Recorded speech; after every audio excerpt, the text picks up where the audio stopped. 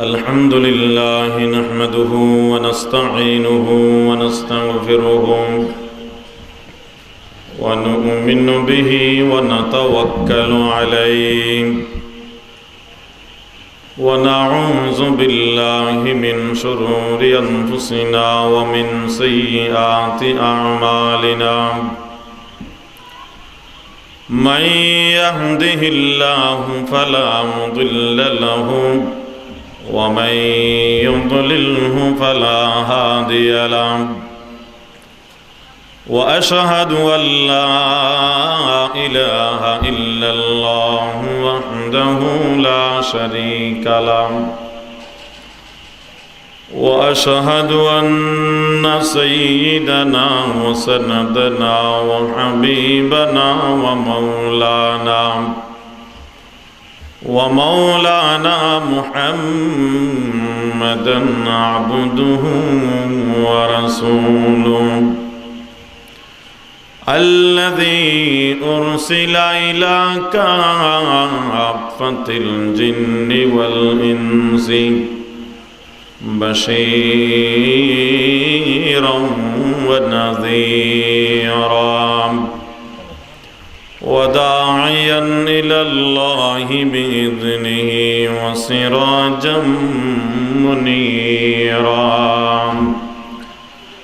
صلى الله تعالى عليه وعلى آله وصحبه وبارك وسلم تسليما كثيرا كثيرا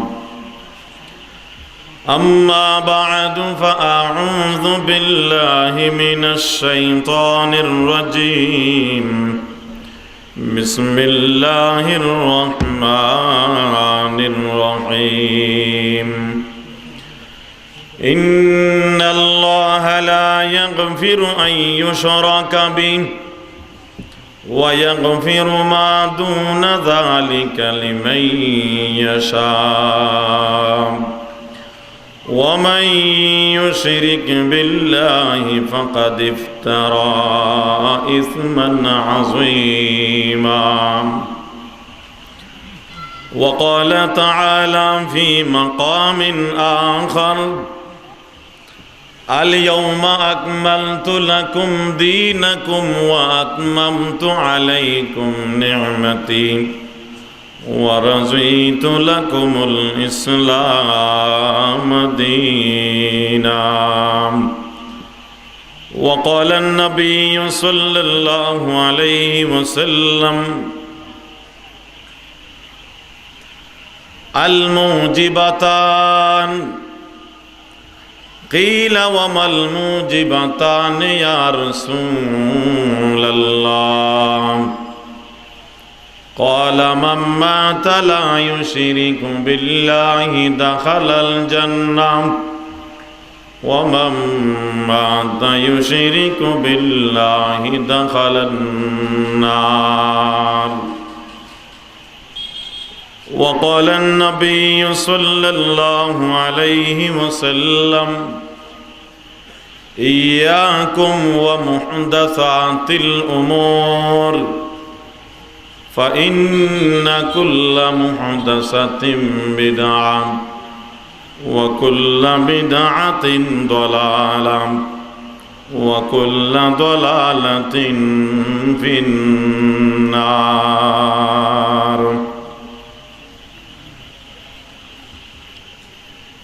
وقال تعالى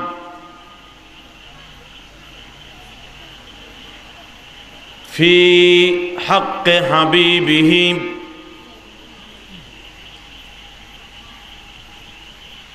ما كان محمد أبا أحد من رجالكم ولكن رسول الله وخاتم النبيين وكان الله بكل شيء عليما وقال النبي صلى الله عليه وسلم أنا خاتم النبيين لا نبي بعدي صدق الله مولانا العظيم وصدق رسوله النبي الكريم ونحن على ذلك لمن الشاهدين والشاكرين والحمد لله رب العالمين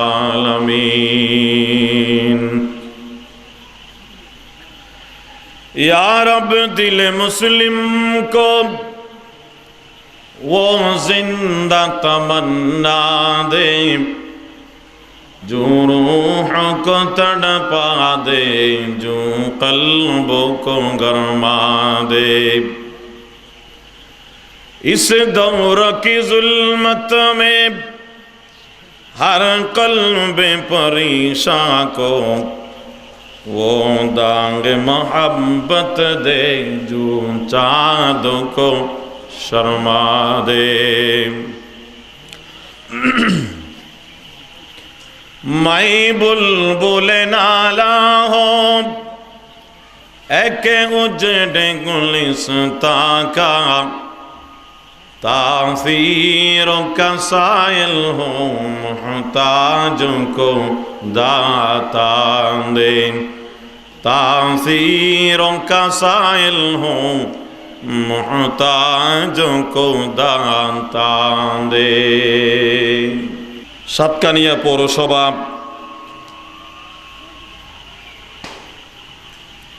৫ নং ওয়ার্ড সিটুয়াপাড়া হিলফুল ফুজুল সংঘ সিটুয়াপাড়া এর ব্যবস্থাপনায় আয়োজিত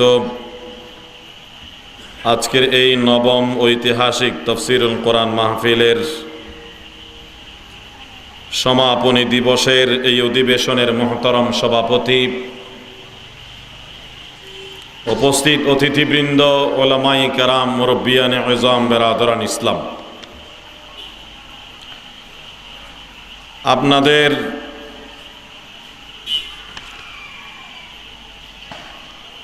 এই মহল্লার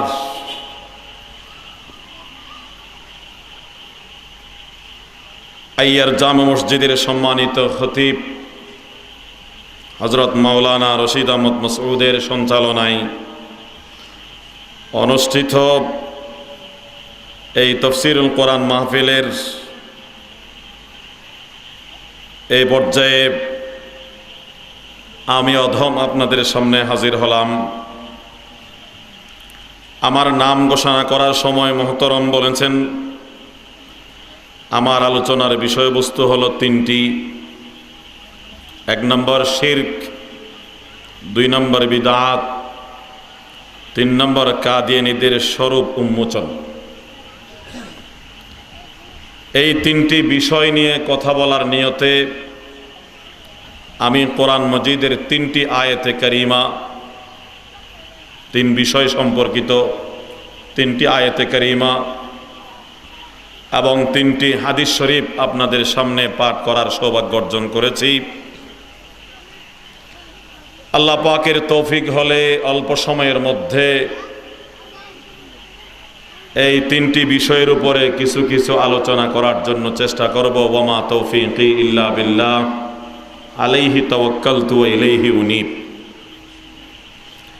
এই 3টি বিষয়বস্তুর মধ্যে প্রত্যেকটি এমন গুরুত্বপূর্ণ বিষয়, একটি বিষয়ের উপরে কমপক্ষে 2 ঘন্টা করে আলোচনা হওয়া দরকার। তো অল্প সময়ের মধ্যে কোনো বিষয়ে পরিপূর্ণ আলোচনা করা সম্ভব নয়। তারপরও ইন্তেজামিয়া কমিটির পক্ষ থেকে যখন অনুরোধ করা হয়েছে 3টি বিষয় নিয়ে আমি অল্প অল্প আলোচনা করার জন্য চেষ্টা করে যাব।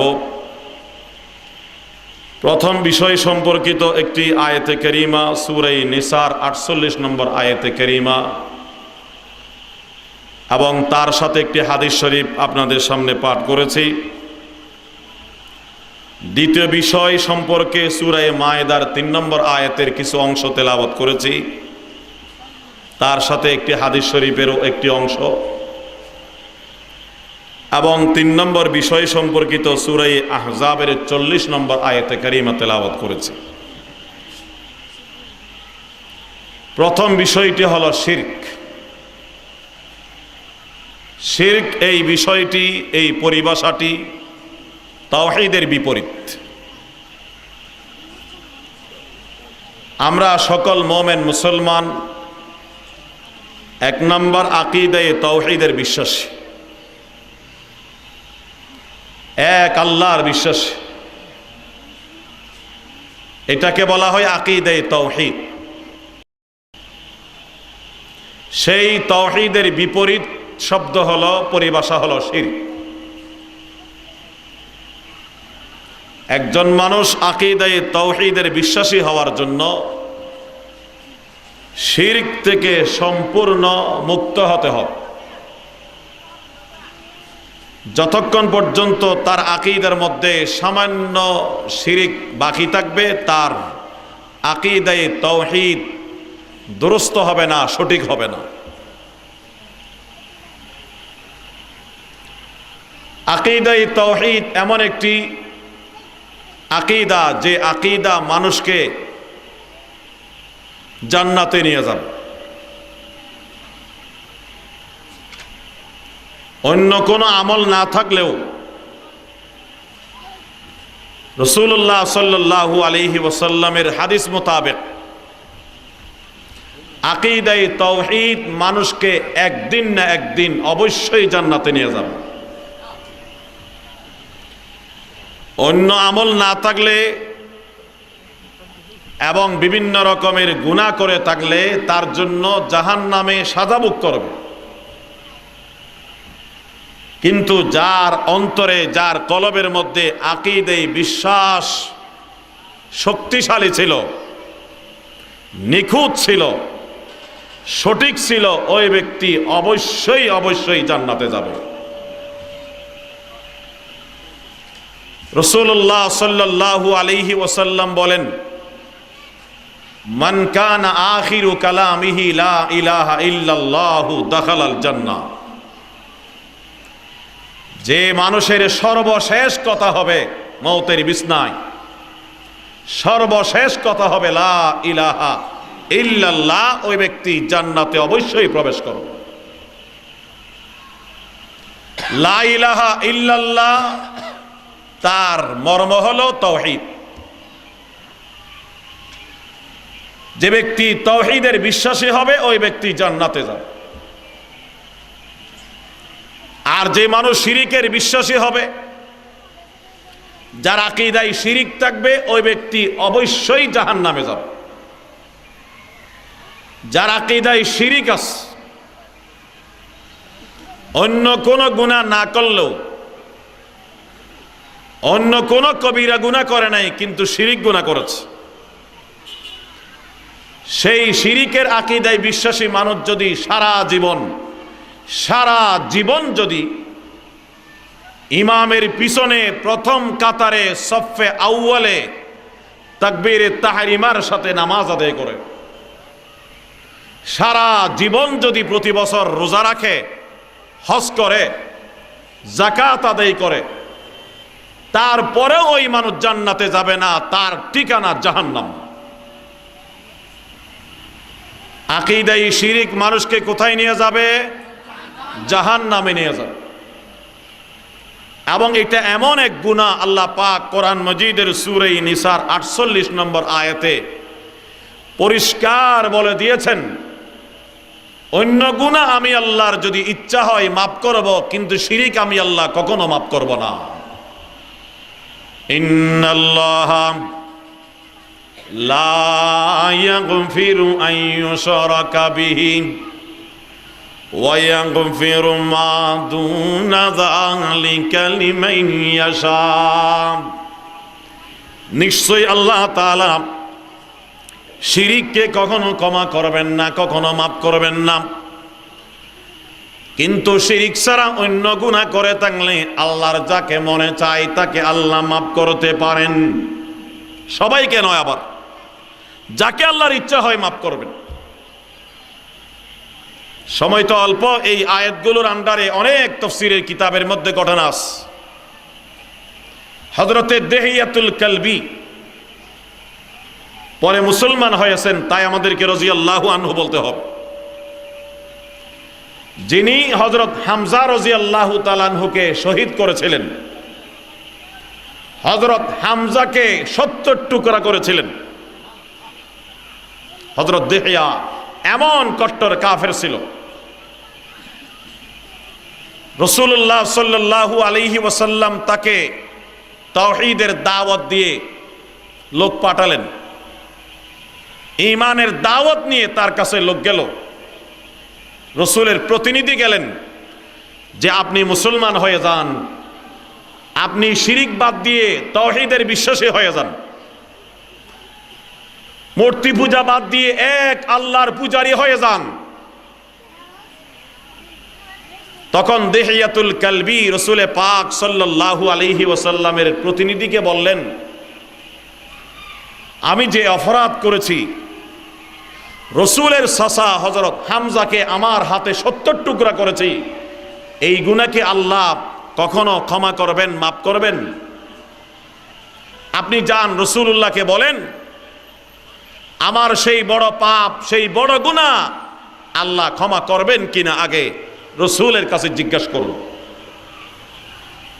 রাসূল করিম সাল্লাল্লাহু আলাইহি ওয়াসাল্লামের কাছে এসে সাহাবী তার কথা জানালেন, ইয়া রাসূলুল্লাহ, দেহিয়াতুল কলবি জানতে চাই, মুসলমান হলে, কলমা পড়লে, ঈমান আনলে হযরত হামজার মতো সাহাবীকে যে তিনি 70 টুকরা করেছেন, এই গুনাহকে আল্লাহ ক্ষমা করবেন?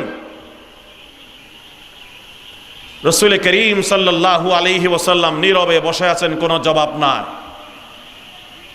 কারণ এইগুলো ওহী সম্পর্কিত কথা, এইগুলো যতক্ষণ পর্যন্ত আল্লাহর পক্ষ থেকে ওহী নাযিল না হয় রাসূলুল্লাহ জবান খুলবেন না। ওয়া মা ইয়ানতিকু আনিল হাওয়া ইন হুয়া ইল্লা ওয়াহিয়ুন ইউহা। মুস্তাফা হারগিজ নগোয়ত তা নগোয়ত জিবরাইল, জিবরাইল হারগিজ নগোয়ত তা নগোয়ত কিরদগার, জিবরাইল হারগিজ নগোয়ত তা নগোয়ত কিরদগার। যতক্ষণ পর্যন্ত আল্লাহর পক্ষ থেকে ওহী নাযিল হয়, ওহী নাযিল না হয় আল্লাহর নবী কোনো কথা বলবেন না, নীরব রইলেন। কিছুক্ষণ পর জিবরাইল আলাইহিস সালাম এই আয়াতে কারিমা নিয়ে আল্লাহর নবীর কাছে হাজির হলেন। আল্লাহ বললেন, ও আমার হাবিব, দেহিয়াতুল কলবির প্রশ্নের জবাব না দিয়ে আপনি নীরবে বসে আছেন, আমি আল্লাহ তার প্রশ্নের জবাব আপনাকে জানাই দিলাম। আপনার প্রতিনিধির মাধ্যমে দেহিয়াতুল কলবিকে আপনি জানাই দেন, আমি আল্লাহ শিরিক করলে ক্ষমা করব না, শিরিক ছাড়া অন্য গুনাহ আমি আল্লাহ ইচ্ছা করলে মাফ করে দেব। সে যে আমার সাহাবী, আপনার চাচা হযরতে হামজাকে 70 টুকরা করেছে, এই গুনাহ আমি আল্লাহ ক্ষমা করব কিনা চিন্তার মধ্যে আছে। আপনি বলে দেন, সে যদি শিরিক বর্জন করে আমি এক আল্লাহর বিশ্বাসী হয়ে যাই, আকীদায়ে তাওহীদের বিশ্বাসী হয়ে যায়, আকীদায়ে শিরিককে তার অন্তর থেকে বের করে দেন, আমি আল্লাহ তার অন্য গুনাহ মাফ করে দেব। আপনি তাকে জানাই দেন, ইন্নাল্লাহা লা ইয়াগফিরু আন ইউশরাকা বিহি ওয়া ইয়াগফিরু মা দুনা যালিকা লিমান ইয়াশা। আয়াত নাযিল হওয়ার পর রাসূল করিম সাল্লাল্লাহু আলাইহি ওয়াসাল্লাম খুশি হয়ে গেলেন। রাসূলের প্রতিনিধিকে বললেন, যাও তুমি গিয়ে বলো, যদি সে ঈমান আনে, শিরিক বর্জন করে তাওহীদের বিশ্বাসী হয়, আল্লাহ অন্য গুনাহকে ক্ষমা করে দেবেন বলে জানাই দিয়েছেন, আয়াত নাযিল করেছেন। রাসূলের প্রতিনিধি চলে গেলেন হযরত দেহিয়াতুল কালবির কাছে, যে আপনার সমস্যার সমাধান দিয়েছেন আল্লাহ পাক রব্বুল আলামিন, আপনার ব্যাপারে আয়াত নাযিল করেছেন আল্লাহ তাআলা, আপনি তো আতঙ্কিত ছিলেন আপনার এই গুনাহ মাফ হবে কিনা, আল্লাহ পাক জানাই দিয়েছেন তিনি শিরিক ছাড়া অন্য গুনাহ ক্ষমা করবেন। আপনি শিরিক বাদ দেন, তাওহীদের বিশ্বাসী হয়ে যান। হযরত হামজাকে হত্যা করার গুনাহ আপনি তওবা করলে আল্লাহ মাফ করে দেবেন। হযরত দেহিয়াতুল কলবি আয়াতকে ভালোভাবে শুনলেন, আয়াতের প্রতি ভালো করে নজর দিলেন। দেহিয়াতুল কলবি বলেন, এখানে আল্লাহ শিরিক ছাড়া অন্য গুনাহ ক্ষমা করবেন তো বলেছেন, তবে আল্লাহ একটা শর্ত জুড়িয়ে দিয়েছেন, লিমাইয়াশা। শিরিক ছাড়া অন্য গুনাহ আল্লাহ ক্ষমা করবেন, সবাইকে নয়। লিমাইয়াশা, আল্লাহ যাকে চান তাকে ক্ষমা করবেন। এখন আমাকে আল্লাহ ক্ষমা করতে চান কি চান না সেটা তো আয়াতে স্পষ্ট নাই। কেমন চালাক, কেমন বুদ্ধিমান! রাসূলের প্রতিনিধিকে দেহিয়াতুল কলবি জানাই দিলেন পরিষ্কার, এই আয়াতের মধ্যে আল্লাহ পাক রব্বুল আলামিন তো বলেছেন শিরিক ছাড়া অন্য গুনাহ তিনি ক্ষমা করবেন, কিন্তু সবাইকে ক্ষমা করবেন তা বলেন নাই। আল্লাহ শর্ত জুড়ে দিয়েছেন, লিমাইয়াশা, যাকে তার মনে চাই তিনি মাফ করবেন, ক্ষমা করবেন। আমাকে মাফ করবেন সেই কথা যেহেতু আয়াতের মধ্যে পরিষ্কার উল্লেখ নাই, সেই সমস্যার সমাধান হওয়ার আগ পর্যন্ত আমি মুসলমান হব না। আমাকে আল্লাহ ক্ষমা করবেন সেটা পরিষ্কার বলতে হবে। চালা তার ব্যাপারে আরেক আয়াত নাযিল করেছেন, সেদিকে আমি যাব না, সেই ঘটনা বলতে গেলেই পুরো টাইম শেষ। তাহলে এই আয়াতের সারমর্ম হলো শিরিক গুনাহ আল্লাহ কখনো ক্ষমা করবেন না, কাউকে ক্ষমা করবেন না। শিরিক ছাড়া অন্য গুনাহ যাকে আল্লাহ মনে চায়, আল্লাহ চান তাকে ক্ষমা করবেন, সবাইকে নয়। এই শিরিক মানুষকে সরাসরি জাহান্নামে নিয়ে যাবে, আর তাওহীদ মানুষকে কোথায় নিয়ে যাবে? জান্নাতে নিয়ে যাবে। সেই প্রসঙ্গে রাসূল করিম সাল্লাল্লাহু আলাইহি ওয়াসাল্লামের হাদিস, قال النبي صلى الله عليه وسلم الموجبتان, আল্লাহর নবী বলেন দুইটা জিনিস এমন আছে জিনিস মানুষকে অবশ্যই জান্নাতে নিয়ে যাবে, আরেকটা জিনিস অবশ্যই মানুষকে জাহান্নামে নিয়ে যাবে। কিলা ওয়ামাল মুজিবাতান ইয়া রাসূলুল্লাহ, এক সাহাবী আরজ করলেন, ওগো আল্লাহর রাসূল, যে জিনিসটি মানুষকে অবশ্যই জান্নাতে নিয়ে যাবে সেই জিনিসটা কি? আর যে জিনিস মানুষকে অবশ্যই জাহান্নামে নিয়ে যাবে সেই জিনিসটা কি আমি জানতে চাই। আল্লাহর নবী জবাব দিলেন, ক্বালা মান মাতা লা ইউশরিকু বিল্লাহি দাখালাল জান্নাহ ওয়া মান মাতা ইউশরিকু বিল্লাহি দাখালান নার। হে আমার সাহাবী শোনো, যে জিনিসটা মানুষকে জান্নাতে নিয়ে যাবে সেটা হলো আকীদায়ে তাওহীদ, আর যে জিনিসটা মানুষকে জাহান্নামে নিয়ে যাবে সেটা হলো আকীদায়ে শিরক। আল্লাহর নবী তার ভাষায় বলেন, মাম্মাতা লা ইউশরিকু বিল্লাহি শাইআন দাখালাল জান্নাহ, যে লোক মারা গেল সে অবস্থায় তার আমলনামার মধ্যে যদি কোনো শিরিক গুনাহ না থাকে ওই মানুষ জান্নাতে যাবে। ওয়া মান মাতা ইউশরিকু বিল্লাহি শাইআন দাখালান নার, আর যে মানুষ মারা যাওয়ার সময় তার আমলনামার মধ্যে শিরিক গুনাহ থাকবে সে অবশ্যই জাহান্নামে যাবে, দোজখে যাবে। মাই বুলবুলে নালাহম একে উজড়ে গুলিস্তা কা তাসির কাসাইল হো মুহতাজোं को दाता दे। শিরিক মানুষকে জাহান্নামে নিয়ে যাবে, তাওহীদ মানুষকে জান্নাতে নিয়ে যাবে। আল্লাহ তাআলা আমাদের সকলকে খাঁটি এবং নিখুঁত এবং পিওর তাওহীদের বিশ্বাসী হওয়ার তৌফিক দান করুন, আমিন। যেটাকে বলা হয় তাওহীদে খালেস। ডক্টর ইকবাল বলেন, যারা পিওর তাওহীদের বিশ্বাসী হবে, খাঁটি তাওহীদের বিশ্বাসী হবে, মুতাওয়াক্কিল বিল্লাহ হবে, আল্লাহর উপর ভরসাকারী হয়ে যাবে, দুনিয়ার কোন জালিম কোন পরাশক্তি তাদেরকে খতম করতে পারবে না। তাওহীদ কি আমানত सीनों में है हमारे तौहीद की अमानत, सीनों में है हमारे आसान नहीं मिटाना नामो निशा हमारा, आसान नहीं मिटाना नामो निशा हमारा। আল্লাহ সারা দুনিয়ার সমস্ত মুমিন মুসলমানকে যাবতীয় শিরিক থেকে বাঁচার তৌফিক দান করুন, আমিন। শিরিকের তো বিভিন্ন প্রকার আছে, সেদিকে আমি যাচ্ছি না। মুমিন মুসলমান যারা নিজেকে মুমিন মুসলমান দাবি করে, এরা সাধারণত যে শিরিকগুলো করে থাকে, এক নাম্বার শিরিক করে তারা শিরিক ফিস সিফাত, আল্লাহর গুণাবলী আল্লাহর বান্দাদেরকে ভাগ করে দেয়।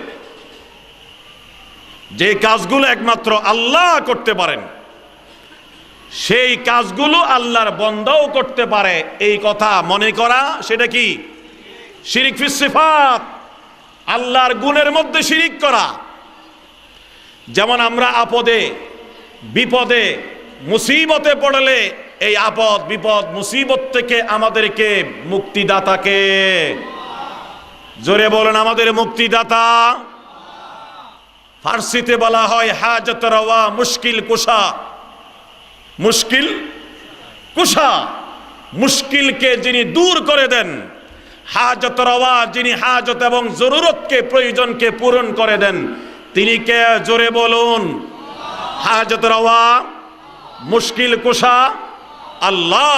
একজন মুমিন মুসলমান, একজন মুওয়াহ্হিদ তাওহীদের বিশ্বাসীকে অবশ্যই মনে করতে বিশ্বাস করতে হবে হাজত রওয়া আল্লাহ, মুশকিল কুশা আল্লাহ, রোগ থেকে শেফা দানকারী আল্লাহ। কিছু আমাদের মুসলমান ভাইরা এমন আছে যারা নিজেকে মুসলমান বলে, আমরাও তাদেরকে মুসলমান বলি, নামাজ নিয়মিত না পড়লেও মাঝে মাঝে পড়ে, কেউ নিয়মিতও পড়ে, হজও করে, রোজাও রাখে, কিন্তু বিভিন্ন মখলুককে আল্লাহর ওলিদেরকে হাজত রওয়া মুশকিল কুশা মনে করে। এটা হলো গুণগত শিরিক। এটা কি? গুণগত শিরিক। আল্লাহর গুণ আল্লাহর বান্দাকে ভাগ করে দিলাম। শিরিক মানে হলো আল্লাহর সাথে আরেকজনকে পার্টনার বানানো। পার্টনারশিপ ব্যবসা আপনারা করেন, দুইজনে মিলে শরিকদারি ব্যবসা করলেন, একটা কাজের মধ্যে দুইজন শরিক হওয়া, এটাকে বলা হয় শিরক। আল্লাহর যে গুণ সেটা আল্লাহকেও দিলাম, আল্লাহর কোন বান্দাকেও ভাগ করে দিলাম। আল্লাহ আপনিও পারেন, আপনার এই বান্দাও পারে। আল্লাহ আপনিও সন্তান দিতে পারেন, অমুক আপনার ওলিও সন্তান দিতে পারে। এটা হলো শিরক ফিস সিফাত। আল্লাহ আপনি মুশকিল কুশা হাজত রওয়া, আপনার অমুক বান্দা ওলিও হাজত রওয়া মুশকিল কুশা। এগুলো হলো শিরিকি আকীদা। কোন আকীদা? শিরিকি আকীদা। কোন আল্লাহর ওলির ব্যাপারে এমন কথা বলা, এমন আকীদা বিশ্বাস করা, এমন আকীদা পোষণ করা যেগুলো আল্লাহর রিজার্ভ সিফত। কোন ওলির ব্যাপারে হতে পারে, কোন নবীর ব্যাপারে হতে পারে। আল্লাহ পাক রব্বুল আলামিন সর্বত্র বিরাজমান। আল্লাহ মহাবিশ্বের সর্বত্র বিরাজমান। আইনামা কুনতুম ওয়া হুয়া মাআকুম। কোরআন বলে যেখানে আপনি থাকেন সেখানে আল্লাহ। তো খোদাওয়ান্দ সামা ই তো খোদাওয়ান্দ জমিনি, তো খোদাওয়ান্দ ইয়ামিনি, তো খোদাওয়ান্দ ইয়াসারি, তো খোদাওয়ান্দ আলিমি, তো খোদাওয়ান্দ হাকিমি, তো খোদাওয়ান্দ সামিঈ, তো খোদাওয়ান্দ বসিরি। আসমানেও আল্লাহ, জমিনেও আল্লাহ, ডানেও আল্লাহ, বামেও আল্লাহ। আমাকে দেখছেন, আমার সব কথা শুনছেন কে? আল্লাহ। সর্বত্র হাজির, সব জায়গায় দেখেন একমাত্র আল্লাহ। সেই গুণটাকে যদি আল্লাহর কোন সৃষ্টিকেও আমি ভাগ করে দিই, আল্লাহ আপনি যেমন হাজির নাজির, আপনার হাবিব মুহাম্মদ মুস্তাফা সাল্লাল্লাহু আলাইহি ওয়াসাল্লামও পৃথিবীর সর্বত্র হাজির এবং নাজির, সর্বত্র বিরাজমান। কি করলাম যে আল্লাহর গুণটা নিয়ে রসুলকে ভাগ করে দিলাম, এটা শিরিক না? সর্বত্র বিরাজমান একমাত্র কে? আল্লাহ। আল্লাহ সব জায়গায় বিরাজমান, তাই কোরআনের কোথাও হাদিসের কোথাও এই কথা নাই আল্লাহ পাক রব্বুল আলামিন আজকে মক্কায়, কালকে মদিনায়, পরশুদিন বাংলাদেশে, তারপরের দিন চট্টগ্রাম, তারপরের দিন সাতকানিয়া, সিটুয়াপাড়া, এরকম কোথাও আছে? কিন্তু রসুলের জীবনীতে লেখা আছে আল্লাহর নবী মায়ের পেট থেকে ভূমিষ্ঠ হওয়ার পর মায়ের কোলে ছিলেন কিছুদিন, তারপরে দুধ পান করার জন্য চলে গেলেন হালিমাতুস সাদিয়ার বাড়িতে, সেখানে রইলেন কয়েক বছর, তারপরে রইলেন মক্কার মধ্যে 13 বছর, তারপরে হিজরত করে চলে গেছেন মদিনার মধ্যে, সেখানে ছিলেন 10 বছর। এই মদিনার 10 বছরের জীবনে কখনো উহুদের ময়দানে গেছেন, কখনো আবার মদিনা আসছেন, কখনো খন্দকের ময়দানে, কখনো বদরের ময়দানে, কখনো আবার মদিনায়, আবার কখনো জমিনে, কখনো প্রথম আসমানে, কখনো 7 আসমানে আর শাহজিমে গেছেন। কোরআন এবং হাদিসে বর্ণনা আছে নাকি নাই? আছে নাকি নাই? যিনি আজকে এখানে, কালকে ওখানে, এই বছর এখানে, ওই বছর ওখানে, বিভিন্ন জায়গায় যায় এবং আসা যাওয়া করে, তিনি কখনো সর্বত্র বিরাজমান হতে পারেন না। সর্বত্র বিরাজমান হলে যেতে হয় কেন, আসতে হয় কেন? কথা বুঝাইতে পারলাম? যিনি সব জায়গায় থাকেন তাকে আবার ওখানে যেতে হবে কেন? কি বলেন? হ্যাঁ, সহজ উদাহরণ, যিনি সব জায়গায় আছেন তাকে কোথাও যেতে হয় না, আবার কোথাও গেলে আসতে হয় না, কারণ সব জায়গায় আস। আল্লাহর নবী এখানে গেছেন, ওখানে গেছেন, এখানে গেছেন, এখানে এসেছেন। এই যে তার সিরতের 23 বছর নবুয়তি জীবনের বর্ণনা কোরআন এবং হাদিসের মধ্যে আছে। কখনো তিনি মক্কায়, কখনো তিনি আরশে মুআল্লায়। সুবহানাল্লাযী আসরা বিআবদিহি লাইলাম মিনাল মাসজিদিল হারামি ইলাল মাসজিদিল আকসা। কখনো মসজিদে হারামে, কখনো আমার মসজিদে আকসা। কোথায়? ফিলিস্তিনে। কোথায়? ফিলিস্তিনের লেবাননের মসজিদ আকসা, যেটা সমস্ত নবীগণের কিবলা, আগের সমস্ত নবীগণের কিবলা। আমাদের মহানবী সাল্লাল্লাহু আলাইহি ওয়াসাল্লামের প্রথম কিবলা ছিল কিছুদিন, তারপরে কিবলা পরিবর্তন হলো, খানে কাবা কিবলা হয়ে গেল। যে মসজিদ আকসার মধ্যে 1 রাকাত নামাজ পড়লে 25,000 রাকাতের সওয়াব। তাহলে রাসূলুল্লাহকে সর্বত্র বিরাজমান বলা, এটা আকীদায়ে শিরক। আকীদায়ে কি? শিরক। আল্লাহ পাক রব্বুল আলামিন আলিমুল গায়বি ওয়াস শাহাদা, দৃশ্য অদৃশ্য সব বিষয়ে জ্ঞানী একমাত্র কে? আল্লাহ। রাসূলুল্লাহকে যদি আলিমুল গায়ব বলা হয়, এটা শিরক গুনাহ হয়। কোরআনের আয়াতকে অস্বীকার করা হয়। আল্লাহ পাক কোরআন মাজিদে বলে দিয়েছেন, কুল লা ইয়ালামু মান ফিস সামাওয়াতি ওয়াল আরদিল গায়বা ইল্লাল্লাহ। হে আমার নবী, আপনি বলে দিন, কোন আসমানবাসী গায়েব জানে না, কোন জমিনবাসী গায়েব জানে না, গায়েব জানি কেবল আমি আল্লাহ। কুল লা ইয়ালামু মান ফিস সামাওয়াতি ওয়াল আরদিল গায়বা ইল্লাল্লাহ। এটা হলো রাসূলের ব্যাপার। আবার কেউ কেউ ওলিদের ব্যাপারে গিয়ে আল্লাহর গুণগুলোকে ওলিদের জন্য প্রযোজ্য মনে করে, ওলিদেরকে ভাগ করে দে, লিখে দে কবরের উপর, মাজারের উপর, মুশকিল কুশা, হাজত রওয়া। এগুলো কার গুণ? আল্লাহর গুণ। মাইজ ভান্ডারে গিয়ে এমন এমন কথা বলে যেগুলো বললে ঈমান চলে যাবে। তারা তো আলেম ওলামা, কোনো মুফতি মুহাদ্দিসের ওয়াজ শুনে না, ওয়াজ শুনে শিমল শিলের। কার ওয়াজ?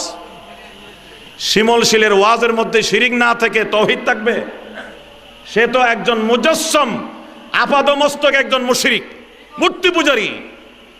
সে শিরিকের দাওয়াত না দিয়ে তাওহীদের দাওয়াত দেবে? কোথায় মুসলমান, কোথায় গেল আকল আর বিবেক?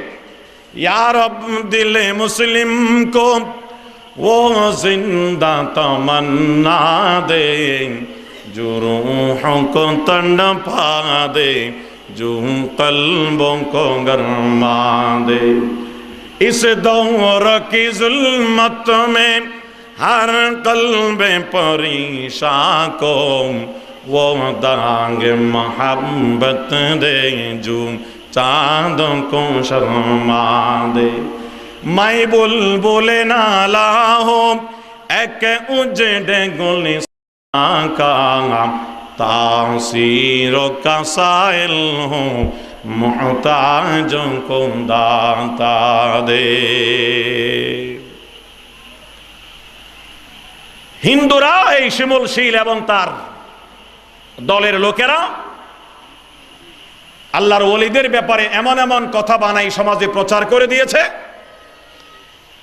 বিবেকহীন, আকলহীন, এলমহীন, কোরআন হাদিসের এলম ছাড়া মানুষ এইগুলো পড়ে আর মনে করছে এগুলো মারেফতের গান। মারেফতের গান গাইতে গিয়ে যে ঈমান পর্যন্ত চলে যাচ্ছে সেই খবর নাই। বান্দারের নাম দরবার শরীফ, নূরে হুরে করে তারিফ, কেউ বলে খানায়ে কাবা, কেউ বলে মদিনা শরীফ। নাউজুবিল্লাহ। মাইজবান্ডারের দরবারের ব্যাপারে গান বানাইতেছে, কেউ বলে খানে কাবা, কেউ বলে মদিনা শরীফ। নাউজুবিল্লাহ, নাউজুবিল্লাহ, নাউজুবিল্লাহ। এই ধরনের কথা বলা এগুলো শিরিক। এগুলো কি? আল্লাহ যাবতীয় শিরিক থেকে আমাদের হেফাজত করুন। কালিমাই শিরক, কালিমাই কুফরি সরাসরি নয়, ইঙ্গিতমূলক শব্দ যদি কোন মুমিন মুসলমান উচ্চারণ করে, রাসূলুল্লাহ নির্দেশ দিয়েছেন তাকে লা ইলাহা ইল্লাল্লাহ কর পরে কলমা নবায়ন করতে হবে। এমন কি মান হালাফা বিগাইরিল্লাহি, যে গায়রুল্লাহর নামে শপথ করে, ফালিয়াকুল লা ইলাহা ইল্লাল্লাহ, হাদিস শরীফ আছে সে যেন লা ইলাহা ইল্লাল্লাহ বলে, কারণ সেটাও শিরকে খফি। সেটাও কি? গোপন শিরিক, শিরকে খফি। আল্লাহ পাক রব্বুল আলামিন तमाम শিরিক থেকে মুসলিম জাতিকে হেফাজত করুন, আমিন। বন্ধুগণ, আকীদা যদি দুরুস্ত হয়, তাওহীদের বিশ্বাসী হয়ে থাকেন, আমল কম হলেও আপনাকে আকীদায়ে তাওহীদ জান্নাতে নিয়ে যাবে। তাই আকীদাকে হেফাজত করুন, তাওহীদকে হেফাজত করুন। কোন অবস্থায় আকীদায়ে তাওহীদের সাথে কম্প্রোমাইজ হতে পারে না। আকীদার সাথে কারোর সাথে কোনো আপোষ হতে পারে না। এটা আমার ঈমান, যেটার কারণে আমাকে জাহান্নামে যেতে হবে। আল্লাহ পাক বুঝার আমল করার তৌফিক দান করুন। এক নাম্বার শিরক, তিনটি বিষয়ের মধ্যে এক নাম্বার শিরক এমন একটা গুনাহ যেটা মানুষকে অবশ্যই জাহান্নামে নিয়ে যাবে। তার বিপরীত হলো তাওহীদ, এক আল্লাহর বিশ্বাসী হওয়া এবং আল্লাহর যাবতীয় সিফাতের মালিক একমাত্র আল্লাহকেই মনে করা, কোনো বান্দাকে নয়। সেই আকীদায়ে তাওহীদ মানুষকে জান্নাতে নিয়ে যাবে, জান্নাতে নিয়ে যাবে। তাওহীদ কি আমানত सीनों में है हमारे, तौहीद की अमानत सीनों में है हमारे, आसान ही मिटाना नामो निशा हमारा। কালেমায়ে তৈয়বার প্রথম অংশ লা ইলাহা ইল্লাল্লাহ। যাদের আকীদায় শিরিক থাকবে তাদের লা ইলাহা ইল্লাল্লাহ এখনো দুরুস্ত হয় নাই, সঠিক হয় নাই। যখন শিরিক কলব থেকে বের করে দেবে তখন তার লা ইলাহা ইল্লাল্লাহ পড়াটা শুদ্ধ হবে, তখন সে ঈমানদার হবে।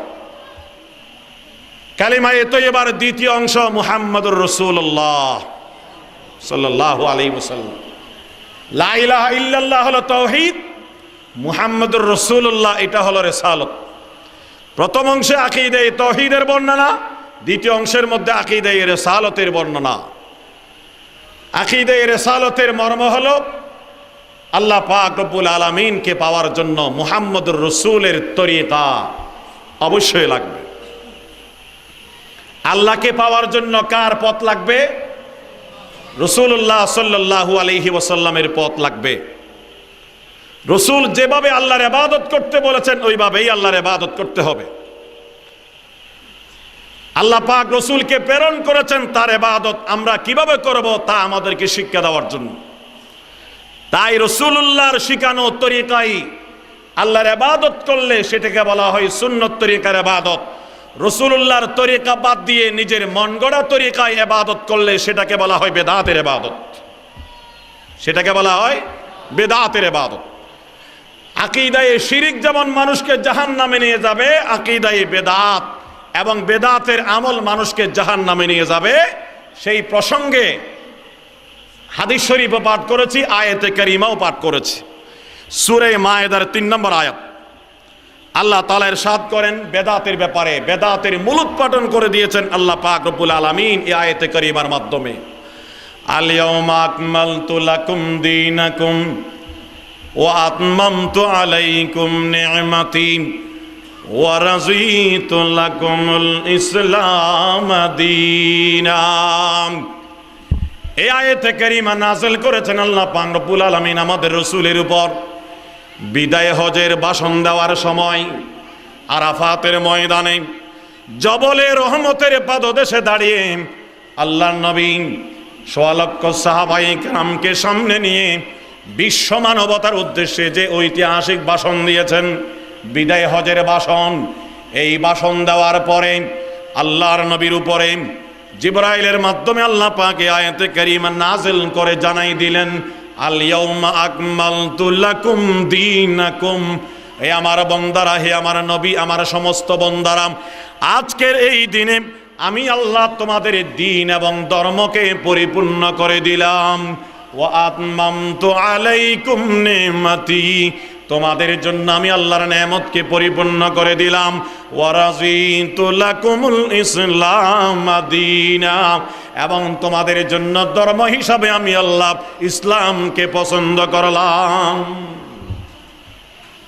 আজকের এই দিনে আমি আল্লাহ তোমাদের দ্বীনকে পরিপূর্ণ করে দিলাম।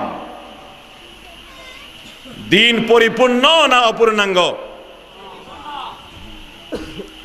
একমাল বলা হয় কোন জিনিসকে একেবারে পরিপূর্ণ করে দেওয়া। রাসূলুল্লাহর জীবদ্দশায় রাসূলুল্লাহর ইন্তেকালের 3 মাস 13 দিন আগে এই আয়াতে কারিমা নাযিল করে আল্লাহ পাক বললেন দ্বীন পরিপূর্ণ করে দিলাম। সেখানে নতুন কিছু সংযোজনের কোনো সুযোগ নাই, নতুন কিছু সংযোজনের কোনো সুযোগ নাই। দ্বীন পরিপূর্ণ। যারা বেদাত করে তারা যুক্তি দেয় আমরা দুই একটা ইবাদত বানাইলে অসুবিধা কি, দুনিয়ার কত নতুন নতুন জিনিস আবিষ্কার হচ্ছে না। কম্পিউটার ছিল না, কম্পিউটার আবিষ্কার হলো, এটাকে কেউ কি বেদাত বলে? মোবাইল ছিল না, মোবাইল আবিষ্কার হয়েছে, সবাই ব্যবহার করে, এটা কি বেদাত? ফুটিয়ে মাদ্রাসার 7 তলা আজানখানা, সেটা কি বেদাত? কোথায় পরিভাষা, কোথায় শব্দ, কি বলে, কি বুঝাইতে চায় আল্লাহ জানে। বেদাত এটা তো দুনিয়ার কোনো পরিভাষা নয়, এটা শরীয়তের পরিভাষা, এটা শরীয়তের পরিভাষা। দ্বীন এবং ধর্মের মধ্যে নতুন কিছু সংযোজন করাকে বেদাত বলা হয়। নতুন নতুন ইবাদত আবিষ্কার করাকে বেদাত বলা হয়। বিল্ডিং নতুন তৈরি করাকে বেদাত বলে না। কম্পিউটার এবং মোবাইল তৈরি করাকে বেদাত বলে না, এটা তো দুনিয়ার কাজ। দ্বীনের কাজ, ইবাদতের মধ্যে নতুন কিছু সংযোজন করলে তার নাম কি? বেদাত। এটাকে বলা হয় ইহদাস ফিদ্দীন, লিদ্দীন নয়। ইহদাস ফিদ্দীন হলো বেদাত, ইহদাস লিদ্দীন যেটা, সেটা বেদাত হয় না। তাই ইবাদত সওয়াবের কাজ। আচ্ছা, কম্পিউটার যে বানালো, মোবাইল বানালো, এটাকে কেউ সওয়াবের কাজ মনে করে? এটা তো দুনিয়ায় চলার একটা ব্যবস্থাপনা, এটা সওয়াবের কাজ নয়। যে কাজটা মানুষ সওয়াবের নিয়তে করে, ইবাদত মনে করে করে, এবং যত সওয়াবের কাজের দরকার সবগুলো আল্লাহ এবং আল্লাহ রাসূল আমাদেরকে দিয়ে গেছেন। নতুন কোন সওয়াবের কাজ আবিষ্কার করার উম্মতের প্রয়োজন না।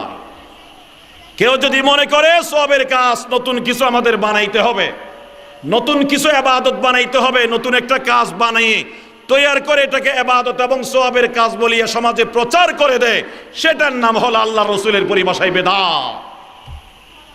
এবং সেই বেদাত মানুষকে জাহান্নামে নিয়ে যাবে। আল্লাহর নবীর বাণী, তিরমিজি শরীফের হাদিস।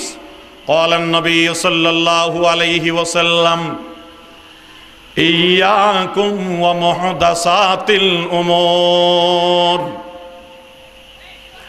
হে আমার উম্মত, আমি নবী দুনিয়া থেকে বিদায় নিয়ে আসার পরে আমার সাহাবা এবং খোলাফায়ে রাশিদিন দুনিয়া থেকে বিদায় নেওয়ার পরে নতুন নতুন যত কাজ ধর্মের নামে, সওয়াবের নামে, ইবাদতের নামে সমাজে চালু হবে, এইগুলো থেকে তোমরা বিরত থাকবে, এইগুলো থেকে তোমরা দূরে থাকবে।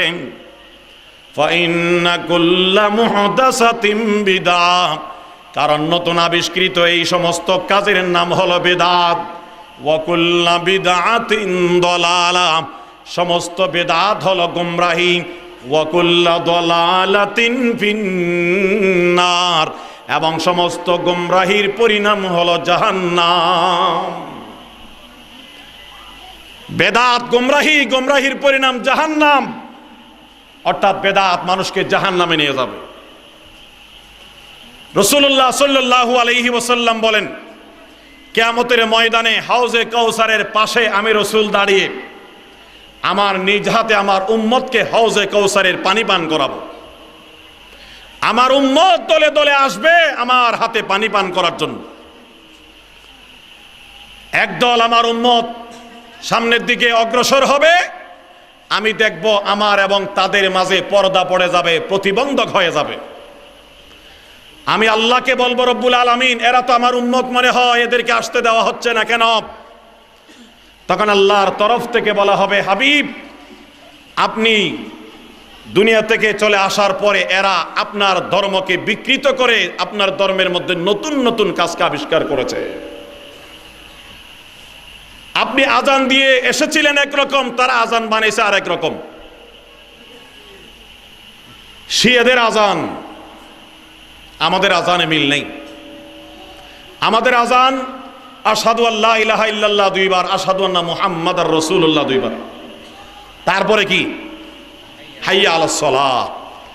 শিয়াদের আজানে হাইয়া আলাস সালাহর আগে আরেকটা আশহাদু আছে, ওয়া আশহাদু আন্না আলিয়ান ওয়ালিউল্লাহি ওয়া ওয়াসিয়্যুর রাসূলিল্লাহ ওয়া খলিফাতুন বিলা ফাসলিন। শিয়াদের আজানের মধ্যে এই শাহাদাত দুইবার উচ্চারণ হবে, ওয়া আশহাদু আন্না আলিয়ান ওয়ালিউল্লাহ ওয়া ওয়াসিয়্যুর রাসূলিল্লাহ ওয়া খলিফাতুন বিলা ফাসলিন। আল্লাহর নবীর রেখে যাওয়া আমানত, আল্লাহর নবীর দিয়ে যাওয়া এই আজানকে তারা পরিবর্তন করে ফেলেছে। এরা মাঝখানে কিছু শব্দ বাড়িয়ে আজানকে বিকৃত করেছে, আর কেউ আজানের শুরুতে কিছু শব্দ বাড়িয়ে আজানকে বিকৃত করেছে। রাসূলুল্লাহ সাল্লাল্লাহু আলাইহি ওয়াসাল্লাম বলেন, আমি যখন জানতে চাইব রব্বুল আলামিন এরা তো আমার উম্মত, আমার দিকে আসবে, আমার হাতে হাউজে কাউসারের পানি পান করবে, বাঁধা দেওয়া হলো কেন? আল্লাহর তরফ থেকে বলা হবে, নবী, আপনি বিদায় নিয়ে আসার পরে তারা আপনার দ্বীনকে, আপনার ইবাদতকে, আজানকে বিকৃত করে দিয়েছিল, পরিবর্তন করে দিয়েছিল, তাই তারা আপনার মুবারক হাতে পানি পান করা থেকে বঞ্চিত হবে। আল্লাহর তরফ থেকে যখন এই কথা জানাই দেওয়া হবে, তখন রাসূলুল্লাহ নিজেই বলবেন, হাদিসের শব্দ, সুহকান সুহকান লিমান গায়্যারা বাদি, সুহকান সুহকান লিমান গায়্যারা বাদি। দূর হয়ে যাও, দূর হয়ে যাও, আমার কাছে এসো না, যারা আমার পরে আমার দ্বীনকে, আমার শরীয়তকে পরিবর্তন করেছ, আমার রেখে যাওয়া দ্বীনের উপর রাজি না হয়ে নতুন কিছু নিজের থেকে সংযোজন করেছ, আমি তোমাদেরকে হাউজে কাউসারের পানি দেব না, তোমরা দূর হয়ে যাও, দূর হয়ে যাও। সুহকান সুহকান লিমান গায়্যারা বাদি। বেদাত জাহান্নামে নিয়ে যাবে, রাসূলুল্লাহর মুবারক হাতে হাউজে কাউসারের পানি পান করা থেকে বঞ্চিত করবে, বঞ্চিত করবে। খুব মারাত্মক ইবাদত। কিতাবে আছে অন্য যত গুনাহগার আছে তারা একদিন না একদিন তওবা করবে, কিন্তু বেদাতের গুনাহ যারা করে তাদের তওবা নসিব হবে না। কেন? তারা গুনাহ করে কিন্তু গুনাহকে গুনাহ মনে করে না। একজন মানুষ তওবা করবে কখন?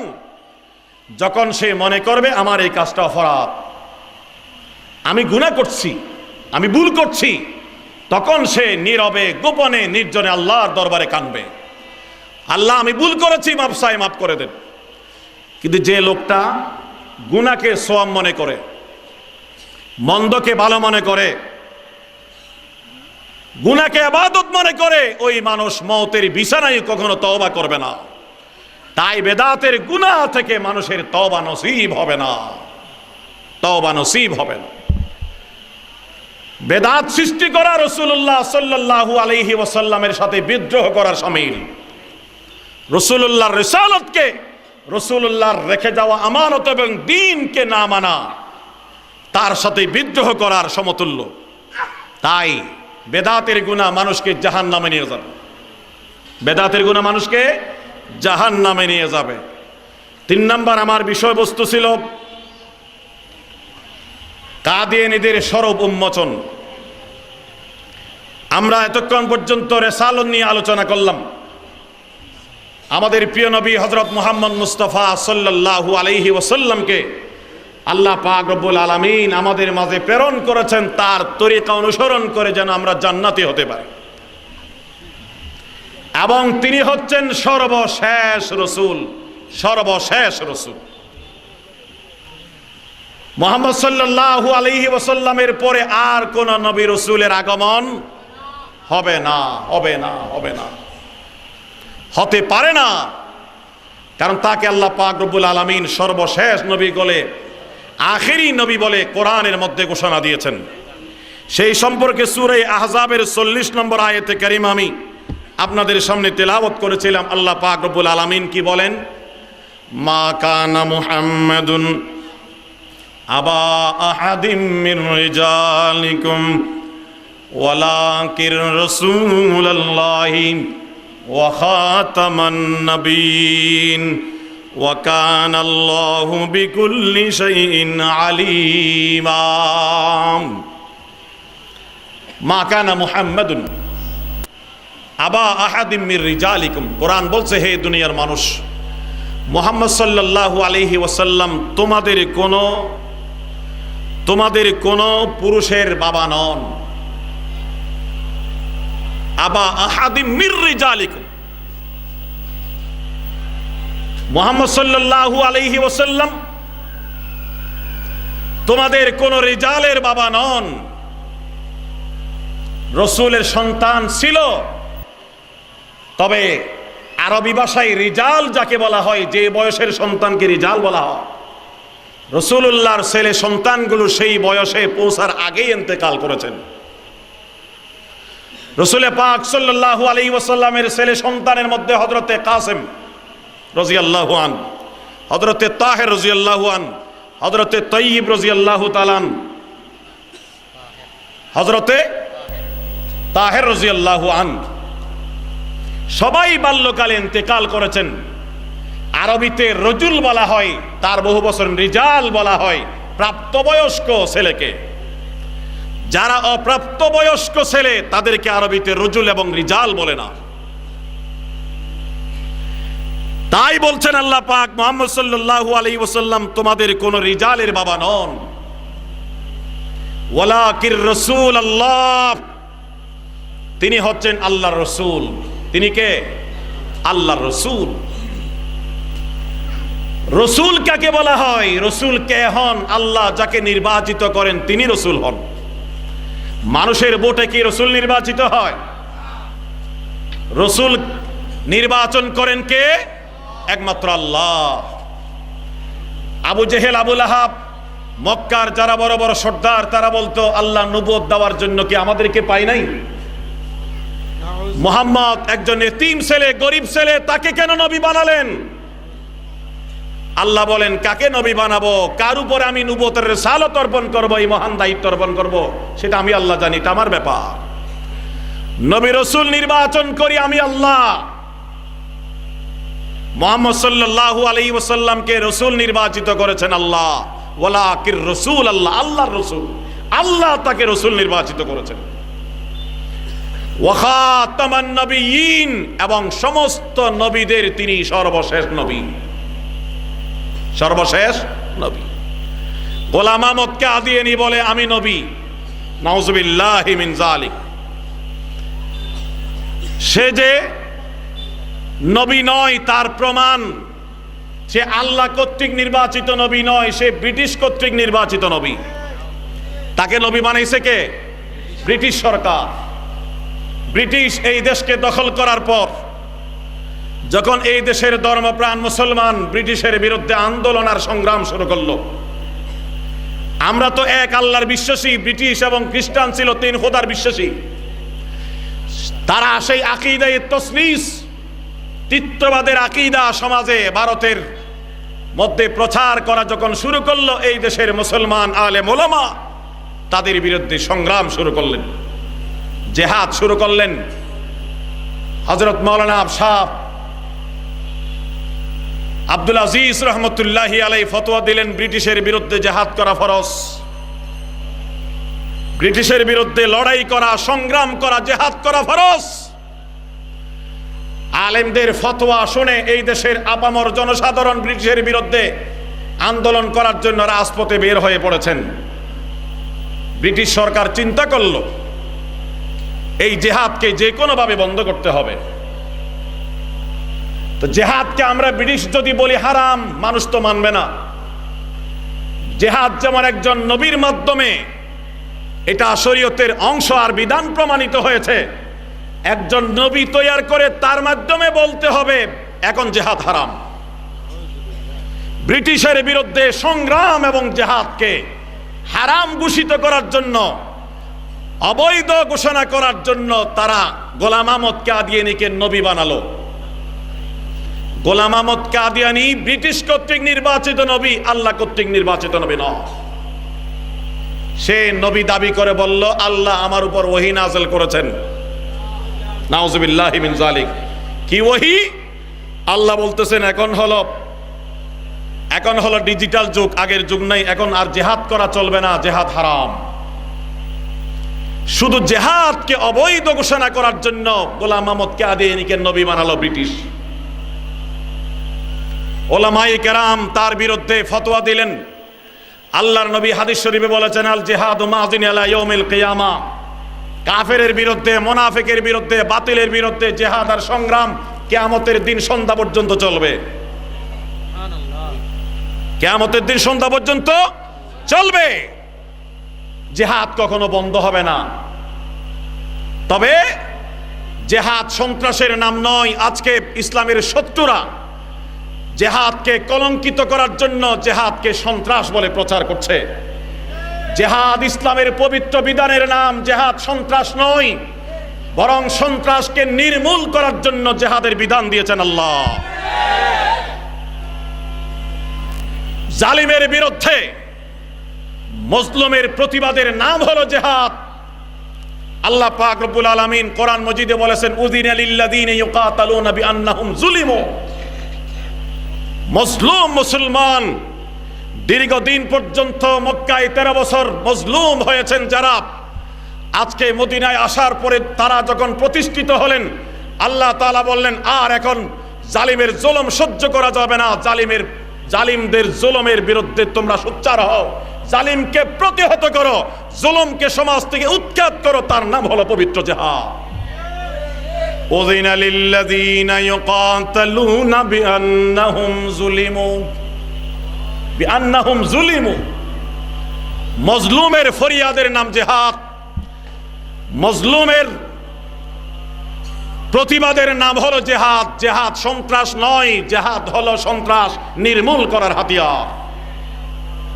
মহানবী সাল্লাল্লাহু আলাইহি ওয়াসাল্লাম এই পবিত্র জিহাদের মাধ্যমে আরব থেকে সমস্ত সন্ত্রাসকে নির্মূল করেছেন।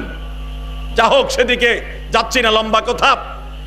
রাসূলুল্লাহ সাল্লাল্লাহু আলাইহি ওয়াসাল্লাম সর্বশেষ নবী গোলাম আহমদ কাদিয়ানীকে নবী বানালো ব্রিটিশ জিহাদকে বন্ধ করার জন্য।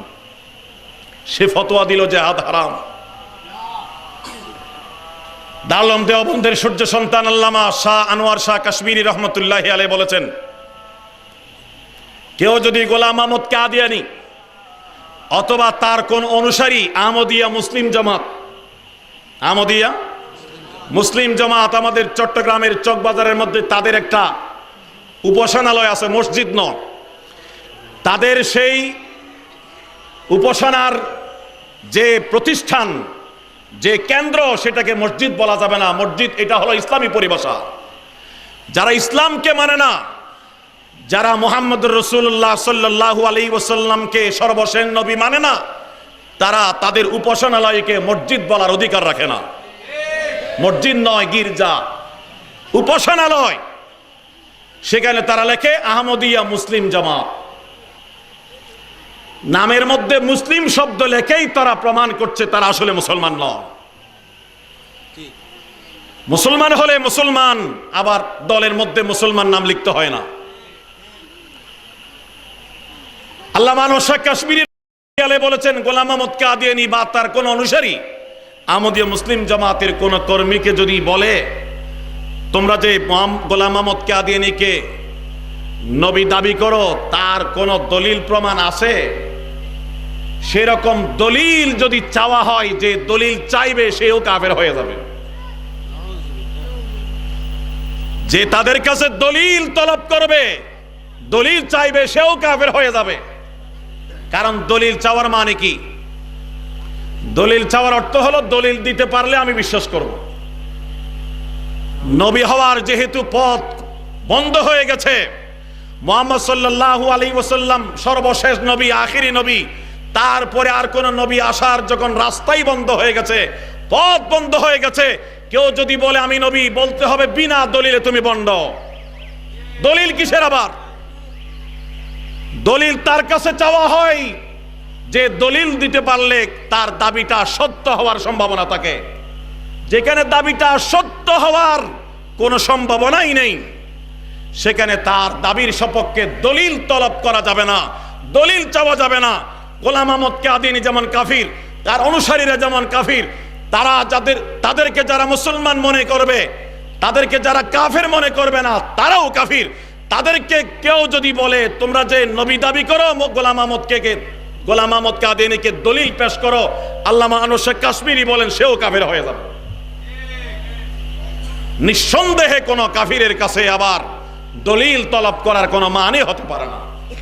আল্লাহ পাক রব্বুল আলামিন বলেন, মা কানা মুহাম্মাদুন নাবা আহাদিম মির রিজালিকুম ওয়ালাকিন রাসূলুল্লাহি ওয়া খাতামান নবিয়্যিন ওয়া কানা আল্লাহু বিকুল্লি শাইইন আলীমা। মুহাম্মদ সাল্লাল্লাহু আলাইহি ওয়াসাল্লাম আল্লাহ পাকের রাসূল এবং সমস্ত নবীদের মধ্যে সর্বশেষ নবী, তারপরে আর কোন নবী আসার সম্ভাবনা নেই। আল্লাহ রাসূল নিজেই এই আয়াতের ব্যাখ্যা করে হাদিস শরীফে বলেছেন, ক্বালান নবী সাল্লাল্লাহু আলাইহি ওয়াসাল্লাম আনা খাতামুন নবিয়্যিন লা নবিয়্যা বাদি। আমি হলাম সর্বশেষ নবী, আমার পরে আর কোন নবী আসবে না। ওয়া ফি রিওয়ায়াতিন ক্বালান নবী সাল্লাল্লাহু আলাইহি ওয়াসাল্লাম আনা ওয়াস-সাআতু কাহাতাইন। আল্লাহ রাসূল বলেন, আমি এবং কিয়ামত হলো এই দুই আঙ্গুলের মতো। দুই আঙ্গুলের মাঝখানে যেমন কোনো আঙ্গুল নাই, আমি নবী এবং কিয়ামতের মাঝে আর কোনো নবী নাই।